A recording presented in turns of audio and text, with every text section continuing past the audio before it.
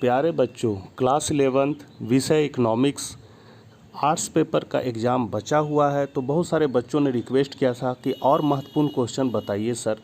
तो आप लोगों को प्रीवियस ईयर के क्वेश्चन मतलब वर्ष 2009 जिसमें पहले आर्ट्स साइंस कॉमर्स तीनों के लिए एक ही क्वेश्चन पेपर आता था, उसी से आंसर की आप लोगों को करवा रहा हूं और उससे जो महत्वपूर्ण क्वेश्चन आपका बन पाएगा वो भी बताऊंगा। शुरू करने से पहले आपसे निवेदन है कि अपने चैनल इकोनॉमिक्स प्लस पर नए हैं तो चैनल को जरूर सब्सक्राइब कर ले, घंटी का आइकन को दबाकर ऑल नोटिफिकेशन ऑन कर ले, साथ ही अर्थशास्त्र के बच्चों तक यह वीडियो जरूर शेयर करें। तो चलिए हम लोग आज कुछ नया सीखते हैं। क्लास 11th का ओरिजिनल क्वेश्चन प्रीवियस ईयर का देखने के लिए सबसे पहले हम लोग गूगल में जाएंगे और यहाँ टाइप करेंगे DRGP82 लिख के सर्च कर देंगे। सबसे फर्स्ट में ही दीपक कुमार आपको लिखा मिलेगा, इसको क्लिक करना है। क्लिक करने के बाद हम लोग सबसे नीचे आ जाएंगे, सबसे नीचे, और यहाँ पर आपको मिलेगा जैक एग्जामिनेशन क्वेश्चन सॉल्यूशन। देखिए क्लास 12th का सेक्शन में जैक एग्जामिनेशन क्वेश्चन सॉल्यूशन, इसको क्लिक कर देना है।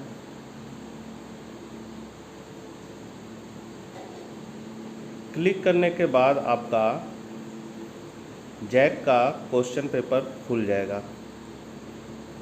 यहाँ पर यदि आप लोगों को 12th का क्वेश्चन देखना है तो ये बच्चों क्लास 12th का सारा ओरिजिनल क्वेश्चन प्रीवियस ईयर का है, एक एक करके देख सकते हैं। अभी फ़िलहाल हम लोग क्लास 11th का देखना है तो यहाँ क्लास 11th लिखा हुआ है, क्लास 11th इकोनॉमिक्स क्वेश्चन, ये इसको क्लिक कर देंगे और यहाँ पर गूगल ड्राइव को ओपन करेंगे और जिसमें जो मेल में आपको या गूगल ड्राइव में आपको सेव करना है उसको ईमेल आईडी को सेलेक्ट कर लेंगे और उसके बाद हम लोग उसको डाउनलोड कर सकते हैं और देख सकते हैं।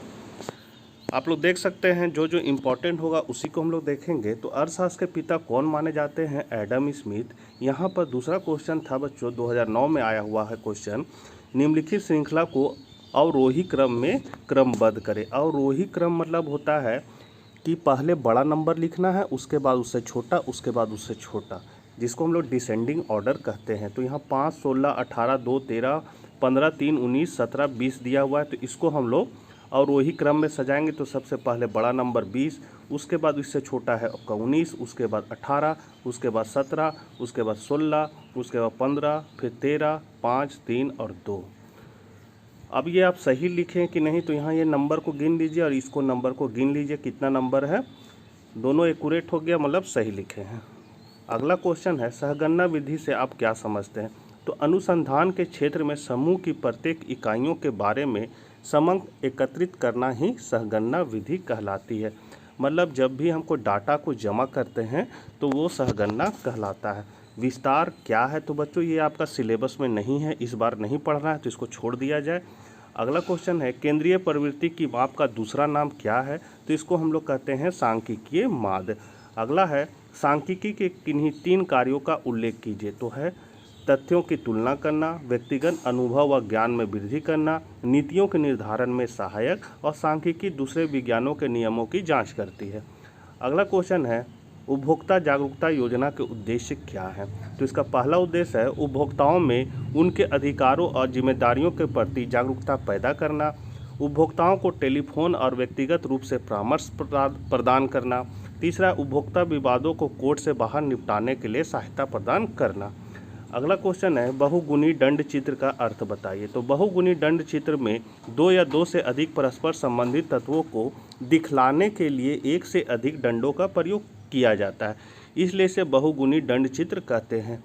चूँकि इनमें एक ही वर्ग के परस्पर संबंधित आंकड़ों की तुलना की जाती है, इसलिए इसे तुलनात्मक दंड आरेख भी कहते हैं। अगला क्वेश्चन है बच्चों निम्नलिखित समंकों से मध्यका ज्ञात कीजिए। मध्यका मतलब मीडियन ज्ञात करना है। यहाँ 20, 16, 18, 12, 15, 22, 17, 14, 21 दिया हुआ बच्चों। तो इसको हम लोग माध्यिका बनाने से पहले हम लोग को सबसे पहले करना क्या होता है कि इसको हम लोग सीरियल नंबर में सजा लेते हैं और सीरियल नंबर सजाने के बाद इसको छोटा से बड़ा की ओर बढ़ते हुए क्रम में सजाएंगे। तो यहाँ सबसे छोटा आपको नंबर कौन दिख रहा है बच्चों? तो 12। तो पहले 12 लिखेंगे, उसके बाद 14, फिर 15, 16, 17, 18, 20, 21 और 22 इस तरह बढ़ते हुए क्रम में लिखेंगे और इसको सीरियल नंबर कर देंगे। सीरियल नंबर मतलब इसको 1 नंबर देंगे, 2, 3, 4, 5, 6, 9 तक दे दिए। अब यहाँ मीडियन का फॉर्मूला लगेगा। मीडियन बराबर वैल्यू ऑफ n + 1/2। n मेरा कितना हो गया? सो सीरियल नंबर में देखिए n लास्ट में जो नंबर है 9, तो यहाँ हो गया 9 + 1/2। 9 और 1 को ऐड कर दिए तो हो गया 10, 2 × 10, यहाँ 5 जो आ गया बच्चों, ये हम सीरियल नंबर में देखें। यहाँ पर 5 है तो 5 के सामने जो x में नंबर रहेगा मतलब कितना है x? 17। तो ये आपका 17 हो गया आंसर। तो मीडियन आपका 17 निकला। और ये सही निकला है कि नहीं ये जांच करेंगे क्या कि मीडियन जब भी आएगा बीचों बीच में आएगा, तो इधर से गिनिए और इधर से गिनिए, ये बीचों बीच में ही आएगा, तो इस आपका आंसर सही है। आगे हम लोग बढ़ते हैं। आंकड़ों के संकलन के समय ध्यान में रखने वाले कारकों को बताइए। तो ए, आंकड़े संग्रह की जो रीति अपनाई है वह समंकों के वर्तमान प्रयोग के लिए कहाँ तक उपयोगी है यह जान लेना आवश्यक है। मतलब जो भी हम आंकड़ा जमा कर रहे हैं वो मेरे लिए कितना उपयोगी है आगे चल के, उसको जानना जरूरी है। दूसरा है, यदि एक ही विषय पर अनेकों स्रोत से द्वितीय समंक प्राप्त होते हैं तो इनकी सत्यता की जांच करने के लिए उनकी तुलना कर लेनी चाहिए। द्वितीय समंक मतलब होता है बच्चों, जैसे पेपर से हम डाटा कलेक्ट किए, इंटरनेट से डाटा कलेक्ट किए, तो ये द्वितीय स्रोत हुआ। तो इसको हम लोग को क्या कर लेना है? तुलना करके जांच लेना है। मतलब 1-2 को और डाटा देख लेना है कहीं कि ये सही डाटा हमको दे रहा है कि नहीं। जैसे मान लीजिए कहीं आपको जनसंख्या, भारत में जनसंख्या बता रहा है 103.2 और कहीं बता रहा है 103.9, तो इन डाटा को वेरीफाई करके ही इसको करना चाहिए। अगला क्वेश्चन है, निम्नलिखित आंकड़ों की सहायता से, अच्छा ये है आपका चतुर्थक विचलन बच्चों, ये सिलेबस में इस बार नहीं है आपको, तो इसको छोड़ देना है और अगर देखना चाहते हैं तो देख सकते हैं।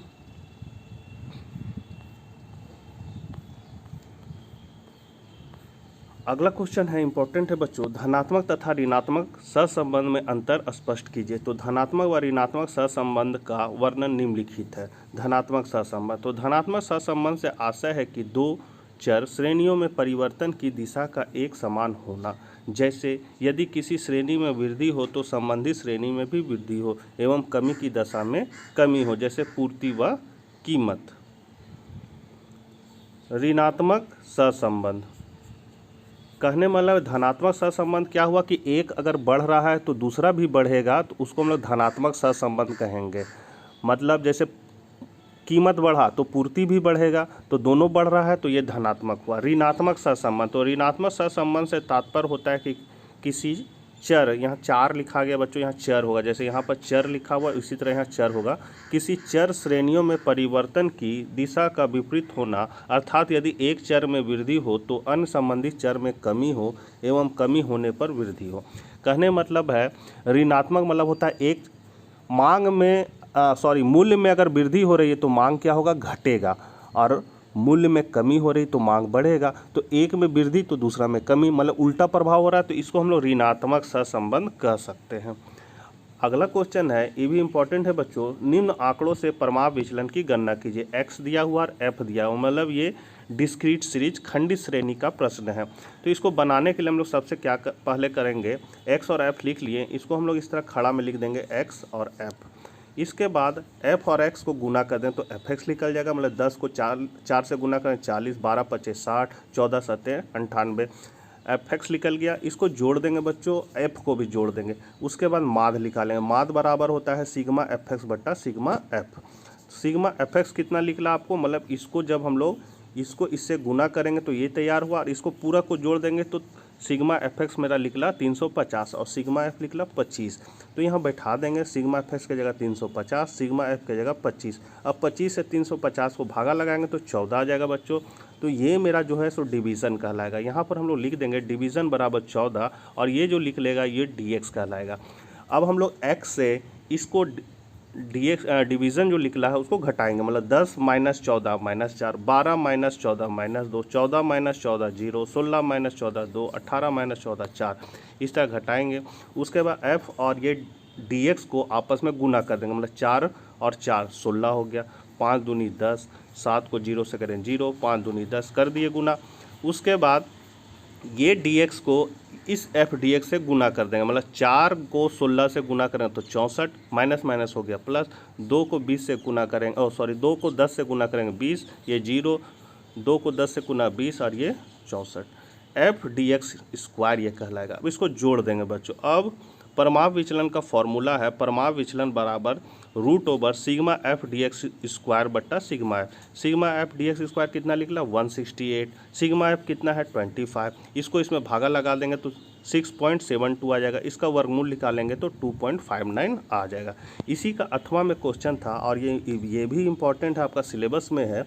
निर्देशांक क्या है, इसके लाभ क्या है। तो समाज में वस्तुओं तथा सेवाओं की कीमतों में सदैव परिवर्तन होते रहते हैं। वस्तुओं और सेवाओं की कीमतों में परिवर्तन होने के कारण मुद्रा का मूल्य भी परिवर्तित होता रहता है, जिससे समाज का प्रत्येक वर्ग प्रभावित होता है। फलस्वरूप कीमत स्तर, उपभोग, जनसंख्या, बचत, निवेश, राष्ट्रीय आय, आयात निर्यात, मजदूरी, ब्याज, किराया व लगान आदि चरों में सदैव परिवर्तन होते रहते। अतः मुद्रा मूल्य में हुए परिवर्तनों का माप करना व्यवहारिक दृष्टि से अत्यधिक महत्वपूर्ण व उपयोगी है। इन परिवर्तनों को निरपेक्ष रूप से मापने का कोई साधन नहीं है, अतः इनको सापेक्ष माप लिया जाता है। सूचकांक विशिष्ट प्रकार के सापेक्ष माप होते हैं, जिसके आधार पर समांकों की उचित एवं स्पष्ट तुलना की जाती है। तो बच्चों इतना लंबा चौड़ा भांजने का जरूरत नहीं है, आपको यहाँ से लिख देना है सूचकांक एक विशिष्ट प्रकार के सापेक्ष माप का कर सकती है। यहाँ से यहाँ तक लिखना, ये आपका परिभाषा हो गया बच्चों। उसके बाद हम लोग आगे बढ़ें। चूँकि ये 2009 का था इसलिए इतना डिटेल लिखा गया है। बहुत सारे बच्चों का शिकायत रहता है, बहुत लंबा लंबा लिखाते हैं सर, किताबें छाप देते हैं का। तो बच्चों क्या कहें, आंसर है तो उसको तो देना ही होगा। तो फिर भी आपको बता दे रहे हैं, यहाँ से यहाँ तक लिखना है। अब इसका एक परिभाषा लिख देना है चैंडलर के अनुसार। कीमत का सूचकांक आधार वर्ष की तुलना में किसी अन्य समय में कीमतों की औसत ऊंचाई को प्रकट करने वाली संख्या है। ये हो गया। अब यहाँ पर इसके लाभ है, तो लाभ में हम लोग आ जाएंगे बच्चों। तो इसके लाभ है, ये सब छोड़ देना है, ज़्यादा नहीं लिखना है आप लोग का, ऐसे भी समय बड़ी कम दिया है जैक, तो ये सब छोड़ देना है। लेकिन अगर आप लोग देखना चाहते हैं या बाद में कोई देखेगा तो इसको नोट डाउन कर लेगा। अब हम लोग इसके लाभ पर आएंगे। इसके लाभ क्या है, तो मुद्रा के मूल्य की माप करता है। तो समान मूल्य स्तर में होने वाले परिवर्तनों को मापने के लिए सूचकांकों का प्रयोग किया जाता है। समान मूल्य स्तर में होने वाले परिवर्तन से मुद्रा की क्रय शक्ति में होने वाले परिवर्तनों का अनुमान लगाया जा सकता है। मतलब पैसा का जो वैल्यू है, अभी आप 1 रुपया में 10 टॉफ़ी खा रहे हैं, कभी होता है कि 1 रुपया में 1 ही टॉफ़ी मिल रहा है। तो इस मुद्रा का जो वैल्यू है उसके उतार चढ़ाव को हम लोग क्या करते हैं, सूचकांक से मापते हैं। दूसरा है आर्थिक स्थिति की तुलना। रहन सहन संबंधी सूचकांकों की तुलना करके समाज के किसी वर्ग के रहन सहन में होने वाले परिवर्तनों का अनुमान लगाया जा सकता है। तीसरा है मजदूरी निर्धारण में उपयोगिता। तो सूचकांक वास्तविक आय में होने वाले परिवर्तन का सूचक होता है, तथा मजदूरी व वेतन के निर्धारण में इससे बहुत अधिक सहायता मिलती है। चौथा है ऋणों के न्यायपूर्ण भुगतान का आधार, इसको देख लीजिए बच्चों। पाँचवा है अंतर्राष्ट्रीय तुलना करने में सहायक। बस 5 पॉइंट आप लिख दीजिएगा, आपको नंबर मिल जाएगा। छठा है देश के आर्थिक विकास का अनुमान। सातवां है भावी प्रवृत्तियों का अनुमान। आठवां है जटिल तथ्यों को सरल बनाना। और नौवां है नियंत्रण एवं नीतियाँ। तो बच्चों इसमें से आप 5 पॉइंट का डील कर दीजिएगा, मतलब डिटेल बता दीजिएगा, और बाकी पॉइंट है जो यहाँ मेन पॉइंट उसको केवल लिख देना है। अब हम लोग आगे बढ़ते 14 नंबर क्वेश्चन। निम्नलिखित आंकड़ों के आधार पर समांतर माध्य ज्ञात कीजिए। तो समांतर माध्य हम लोग देख लेते हैं बच्चों। यहाँ क्वेश्चन दिया हुआ है प्राप्तांक और विद्यार्थियों की संख्या। तो प्राप्तांक को हम लोग CI मानेंगे, क्लास इंटरवल, और विद्यार्थियों की संख्या को F मान लेंगे, बारंबारता। तो यहाँ खड़ा में लिख दिए। सबसे पहले हम लोग इसका मध्य बिंदु निकालेंगे। ये दोनों को जोड़ के 2 से भागा लगाएंगे, मतलब 10 को 0 से जोड़ देंगे तो 10, 10 को 2 से भागा लगाएंगे तो मध्य बिंदु हो गया 5। 20 और 10 को जोड़ देंगे तो हो गया 30, 2 से भागा लगाएंगे तो हो जाएगा 15। 30 और 20 को जोड़ देंगे 50, 2 से भागा लगाएंगे तो हो जाएगा 25। इस तरह मध्य बिंदु निकाल लेंगे बच्चों। और उसके बाद इससे हम एक अपने से एज्यूम इन मान लेंगे। A बराबर हम 5 मान लिए, आप 15, 25 कुछ भी मान सकते हैं, तो 5 मान लिए। अब इससे इसको माइनस करेंगे तो ये dx लिख लेगा। तो 5 में 5 गया 0, 15 में 5 गया 10, 25 में 5 गया 20, इस तरह निकल गया बच्चों। उसके बाद हम लोग क्या करेंगे, यहाँ देखें कितना का अंतर जा रहा है। अंतर कैसे पता चलेगा, 20 में 10 को घटा दीजिए तो 10 आ जाएगा। 30 में 20 को घटाइएगा तो भी 10 आएगा, इसका मतलब 10 का अंतर जा रहा है। तो यहाँ आई बराबर हो जाएगा 10। ये 10 से इस सब में भागा लगा देंगे, मतलब 0/10 तो 0 हो जाएगा, 10/10 1 हो जाएगा, फिर हो जाएगा 20/10, मतलब इसको इस तरह लिखेंगे 20/10 तो 2 बार में कटा तो यहाँ देखिए 2 हो गया, 30/10 तो हो जाएगा 3, तो यहाँ 3 लिखा गया। इस तरह हम लोग इसको बट्टा कर देंगे तो ये आई निकल गया। उसके बाद f और dx डैश, ये dx डैश निकला है बच्चों, मतलब dx डैश करने मतलब है dx और इसके ऊपर आई लिख देना है, मतलब dx डैश कहला जाएगा। इसको अब f और dx डैश को गुना करना है तो f dx डैश निकल जाएगा, मतलब 5 को 0 से 0, 7 एकाएँ 7, 15 को 2 से करेंगे तो 30, 10 को 3 से करेंगे तो 30।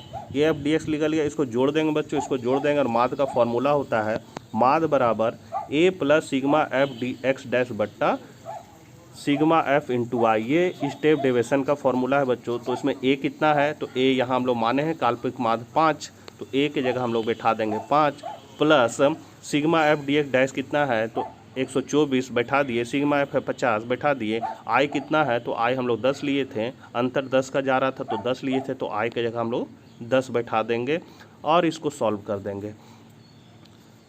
सॉल्व करने के बाद क्या है, इसको इससे गुना करके 50 से भागा लगा दीजिए, इतना आ जाएगा, इसमें फिर 5 को जोड़ देंगे 29.8 आ जाएगा।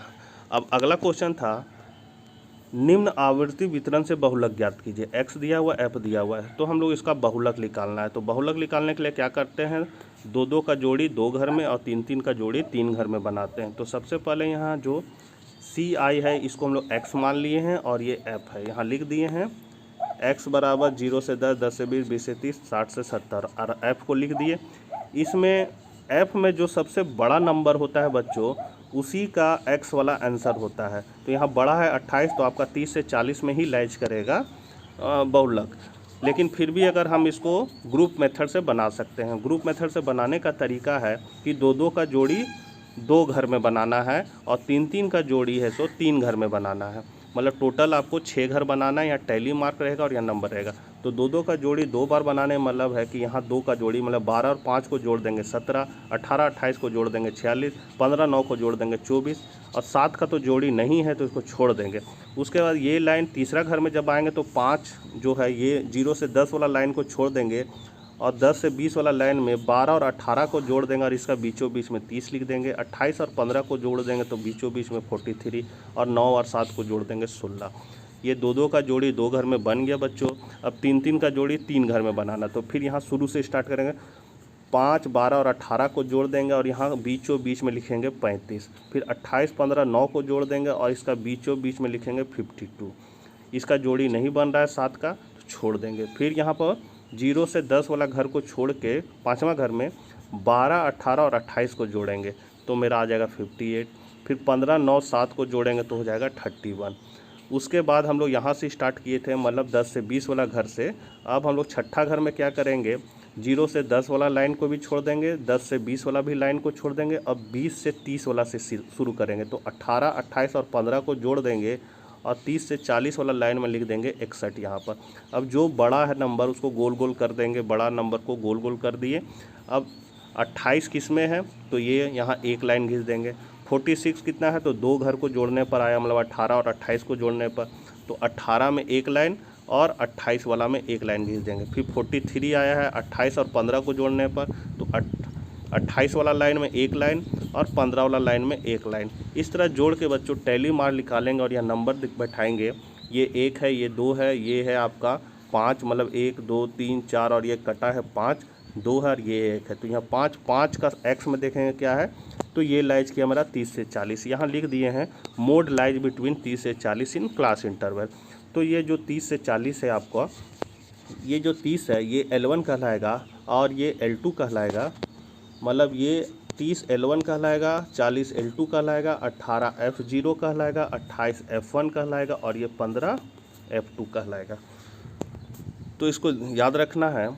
अब इसमें एक और बात याद रखना है कि अगर ये बीच वाला जिसमें लैच किया अगर उससे ऊपर वाला नंबर या नीचे वाला नंबर अगर छोटा है तो ये फार्मूला लगेगा, और अगर बड़ा होगा तो फिर दूसरा फार्मूला लगेगा। बच्चों उसका क्वेश्चन अभी नहीं है, बाद में बता देंगे। आप लोग अगर कमेंट कीजिएगा तो उसको बता देंगे वो कैसे बनता है। तो यहाँ पर हम लोग सब देख लिए, L1 कितना है मेरा तो 30, L2 कितना है 40, F1 कितना है तो ये ऊपर वाला F0, इसका नीचे वाला F1 है 28, फिर है F2 कितना है तो इसका नीचे वाला, ऊपर वाला 18 को मानना है F0, इसको मानना F1 और नीचे वाला मानना है F2। तो यहाँ सब मान बैठा दिए, मोड बराबर वाट। तो मोड का formula L1 plus F1 minus F0 बट्टा 2 F1 minus F0 minus F2 L2 minus L1। अब इसमें बैठा देंगे बच्चों 30, L1 कितना है मेरा 30 प्लस F1 कितना है 28 माइनस F0 कितना है 18, फिर 2 का 2 गुना F1, मतलब F1 कितना है मेरा तो F1 है 28, यहाँ गुना में 28 लिख दिए, फिर माइनस का माइनस F0 कितना है तो F0 है 18, फिर माइनस F2 कितना है 15 बैठा दिए। अब इसको इसमें क्या करेंगे, जोड़ देंगे, 18 और 15 को जोड़ देंगे तो 33 आ जाएगा, और 2 को 28 से गुना कर देंगे तो 56 आ जाएगा। उसके बाद ये दोनों को आपस में माइनस कर देंगे, यहाँ माइनस करेंगे तो बच्चों हो जाएगा 10, और यहाँ माइनस करेंगे तो हो जाएगा 10। अब ऊपर 10, यहाँ पर घटा देंगे तो 23।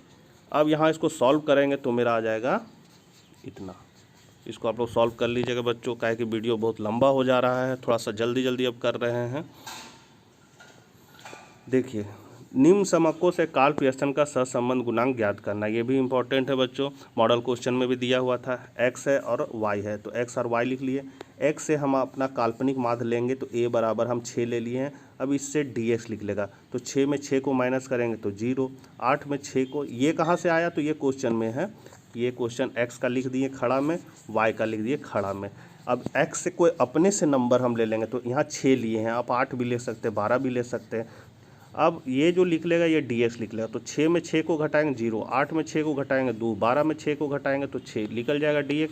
उसके बाद y से कोई नंबर लेंगे, तो हम यहाँ लिए हैं 15 का, कि 15 2 गो है, तो a बराबर यहाँ 15, ये y से अब घटाएंगे इसलिए यहाँ लिखेंगे dy। अब 10 में 15 गया -5, 12 में 15 गया -3, 15 में 15 गया 0, इस तरह dy निकाल लेंगे। उसके बाद dx का स्क्वायर कर देंगे, मतलब 0 का स्क्वायर 0, 2 दूनी 4, 6 छक 36, 9 9 81, 12 12 144 और 14 14 गुने 196 हो जाएगा। फिर dy का स्क्वायर कर देंगे तो ये वाला तैयार हो जाएगा। फिर इस dx और ये dy को आपस में गुना कर देंगे, ये हो जाएगा। अब सबको बच्चों जोड़ देना है, तो सबको यहाँ से यहाँ तक जोड़ दिए। अब इसका फॉर्मूला है R बराबर, R मतलब कार्ल पियर्सन का सहसंबंध, बराबर sigma dx dy minus n sigma dx बट्टा n इंटू सिग्मा dy बट्टा n बट्टा n root over sigma dx square बट्टा n माइनस सिग्मा dx बट्टा n का होल स्क्वायर। उसी तरह सिग्मा dy स्क्वायर बट्टा n माइनस सिग्मा dy बट्टा n का होल स्क्वायर। अब यहाँ हम लोग मान बैठाएंगे, तो यहाँ हम लोग मान देख सकते हैं क्या क्या है। तो सबसे पहले सिग्मा dx dy कितना है मेरा 863 लिख दिए, माइनस का माइनस, n कितना है तो n है, इसको हम लोग गिन लेंगे, इसको गिन लेंगे नंबर कितना है, तो नंबर है मेरा 1 2 3 4 5 6 7 8 9, टोटल है 9, तो n हो गया मेरा 9। सिग्मा dx कितना है तो 108 बैठा दिया, सिग्मा dy कितना है 36 बैठा दिए, इसके नीचे n है, मतलब सब मान को देख के बैठाएंगे और इसको सॉल्व कर देंगे बच्चों। इसको सॉल्व कर लीजिएगा, फॉर्मूला बता दिए हैं, सॉल्व कर लीजिए, आपका 0.96 आएगा। अब यहाँ पर आपको लिखना होगा यह उच्च सहसंबंध है, मतलब 0.95 से 1 के बीच अगर आपका मान आता है तो ये उच्च सहसंबंध कहलाता है। तो इसका आंसर हो गया। इसी का 8वां में क्वेश्चन था, प्राथमिक और द्वितीय आंकड़ों में अंतर करें, द्वितीय आंकड़ों के 3 स्रोत बताइए। तो बच्चों ये इम्पोर्टेंट नहीं है, क्योंकि ये फर्स्ट टर्म का एग्ज़ाम में सिलेबस में था, सेकंड टर्म का सिलेबस में ये नहीं है, तो इसको आप लोग छोड़ सकते हैं। लेकिन अगर देखने का मन है तो देख लीजिए, धीरे धीरे बढ़ा दे रहे हैं। अब आगे हम लोग बढ़ते हैं, आर्थिक वृद्धि किसे कहते हैं, ये इंपॉर्टेंट है बच्चों। तो किसी देश की प्रति व्यक्ति सकल घरेलू उत्पाद जीडीपी में वृद्धि आर्थिक वृद्धि कहलाती है। आर्थिक वृद्धि केवल उत्पादित वस्तुओं और सेवाओं का परिणाम बताती है।